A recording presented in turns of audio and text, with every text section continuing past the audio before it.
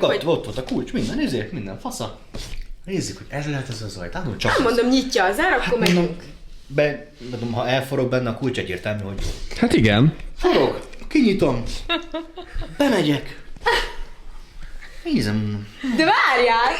De várj, megyünk be, és mondom, ismeretlen, mondom, így emlékszem. Nem. Felújították volna. Ciccegtünk a macskának. Vettek új bútort?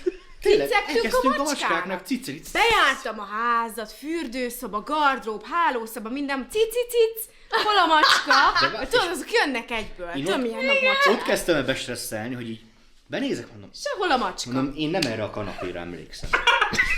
Mondom, meg az asztal sem így volt. Kérdezem, hogy mondom, a spanot cuccai, Te mondom, várj, ismerős valami? Be is mentünk a hálószobába, tesó, bemegyünk a hálószobába. Lefeküdtünk, aludtunk egyet az ágyba. Olyan fura volt a lepedő. Üres viszkisüveg, vízipipa, hát és sportoló, nem csinálnak ilyet. Mondom, most Valami van. nem oké. Valami Sehol van. a macska.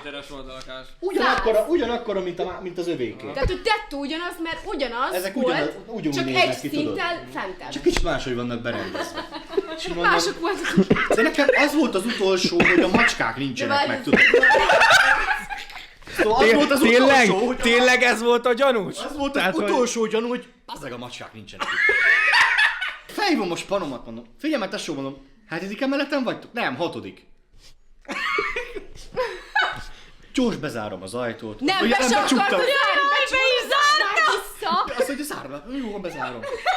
Bezárom, lemegyünk a 6-ra, épp hogy kinyitom az ajtót, a Na, ott a macskák két macska. tudod. Néznek a macskák kigúvott szemek, hogy hol a kaja. És ki bemegy, na mondom, ez az a kanapé. De várjál, ki a másik lakás? Nem tudjuk.